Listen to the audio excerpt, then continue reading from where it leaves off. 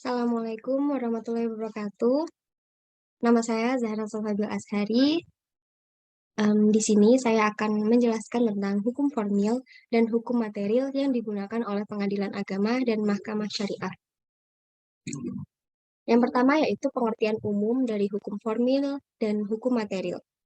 Hukum formil sendiri memiliki arti kaidah hukum yang mengatur tata cara yang harus ditempuh dalam mempertahankan atau menegakkan kaidah hukum material, khususnya upaya penyelesaian perselisihan melalui pengadilan. Hukum formil disebut juga sebagai hukum prosedural atau hukum acara. Hukum material adalah kaidah hukum yang mengatur tentang isi hubungan antara manusia atau yang menetapkan perbuatan atau perilaku apa yang diharuskan atau dilarang atau diperbolehkan, termasuk akibat-akibat hukum dan ancaman sanksi bagi pelanggarnya. Ringkasnya yaitu kaidah hukum material menggantungkan peran atau fungsinya kepada hukum formil. Dalam pengertian hukum material, perhatian ditunjukkan kepada isi peraturan, sedangkan pengertian hukum formil menunjukkan acara mempertahankan atau menjalankan peraturan-peraturan itu, dan dalam perselisihan, maka hukum formil itu menunjukkan cara menyelesaikan di muka hakim sebagai contoh hukum kebiasaan. Hukum material dapat berfungsi dengan baik apabila hukum formil mampu secara baik untuk melaksanakan fungsi dalam mempertahankan hukum material. Sementara hukum formil dapat dikatakan sebagai hukum yang baik apabila hukum material dapat dipertahankan dan dijalankan sebaik-baiknya.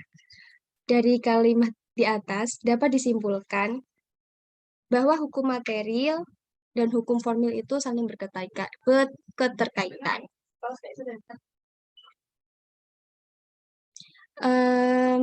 Lebih singkatnya lagi, perhatian hukum material ditujukan kepada isi peraturan.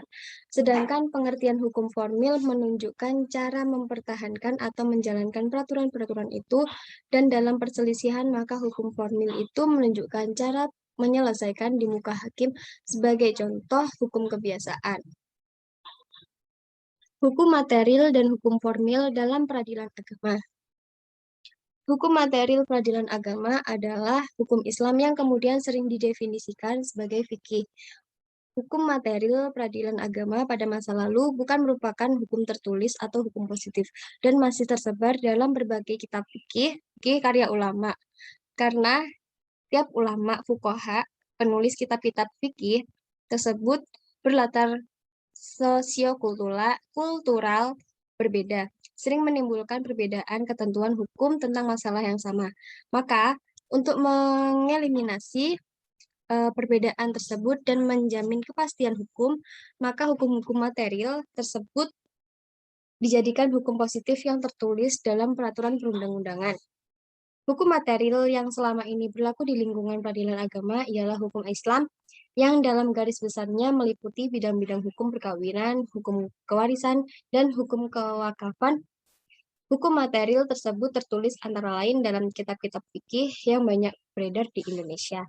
Eksistensi hukum formil atau hukum acara perdata mempunyai kedudukan penting dan strategis dalam upaya menegakkan hukum material di lembaga peradilan. Sebagai hukum formil, hukum acara perdata berfungsi untuk menegakkan, mempertahankan, dan menjamin ditaatinya hukum perdata atau material di dalam praktek pengadilan.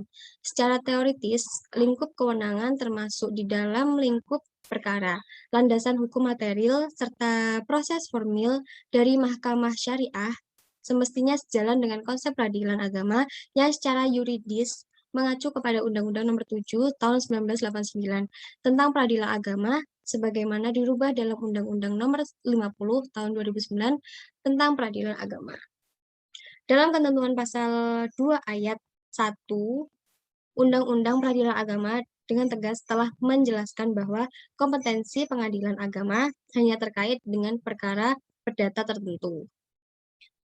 Untuk kemudian lebih dipertegas lagi dalam pasal 49 ayat 1 yang menyatakan bahwa pengadilan agama bertugas dan berwenang memeriksa, memutuskan, dan menyelesaikan perkara-perkara di tingkat pertama antara orang-orang yang beragama Islam di bidang perkawinan, kewarisan, wasiat, dan hibah yang dilakukan berdasarkan hukum Islam serta wakaf dan sedekah.